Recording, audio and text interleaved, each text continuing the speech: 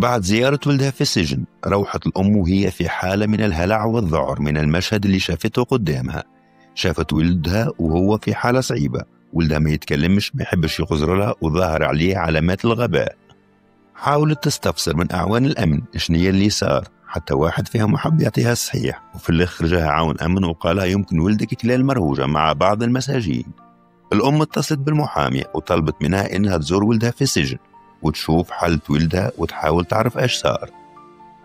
القضية هذه فيها برشا تفاصيل وبرشا كلام، وإذا ناوي تكمل القضية لازمك تركز مليح باش ما تضيعش في التفاصيل. وللي ما يعرفنيش، أنا حميد زغدودي، نتبع القضايا ونحكي على أسرارها، وإذا يعجبك المحتوى هذا اشترك في القناة. ريان خلفي أصيل ولاية بنزرت، تلميذ بالسنة الرابعة من التعليم الثانوي، ولد عائلة بسيطة كيف أغلب العائلات التونسية. مشى نهار يفركس على خدمة باش يعاون روحه وينطر مصروفه كيف ما نقولوا، يدور على المعامل ويسأل على خدمة. فما اللي يقول له خلينا نمرك توا نكلموه، وفما اللي يقول له ما نزيدوش خدامة. كمل نهاره وهو يدور على المعامل وروح للدار.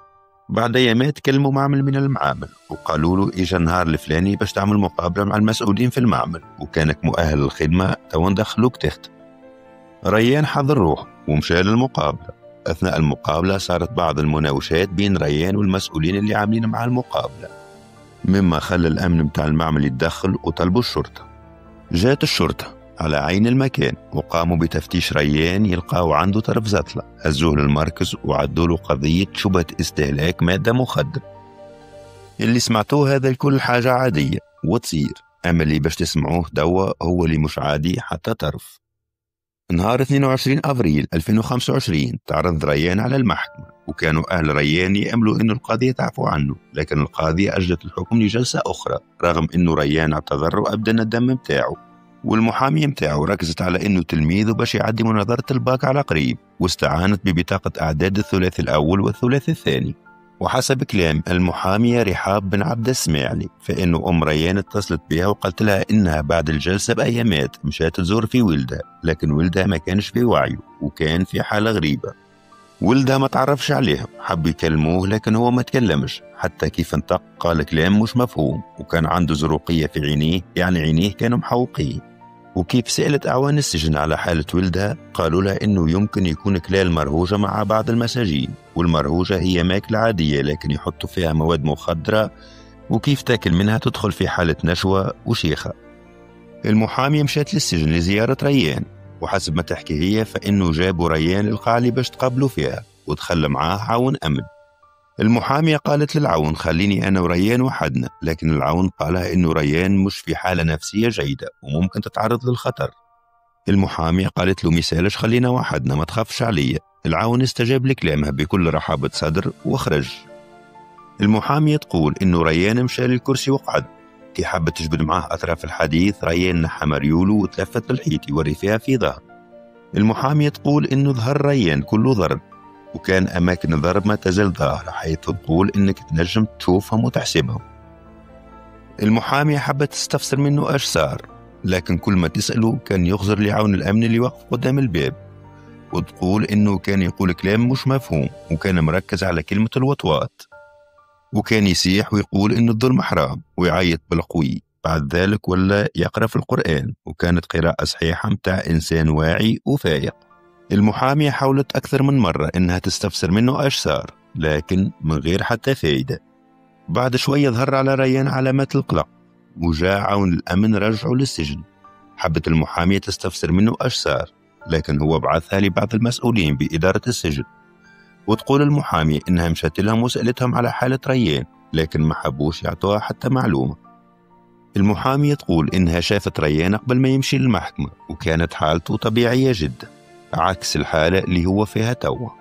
المحامية بعد ما كملت زيارتها لريان توجهت للنيابة العمومية وقدمت شكاية في الغرض، وقامت بإشعار الرابطة التونسية للدفاع عن حقوق الإنسان، وقالت إنها قابلت وكيل الجمهورية شخصيا وقالها إنه باش يتابع الموضوع.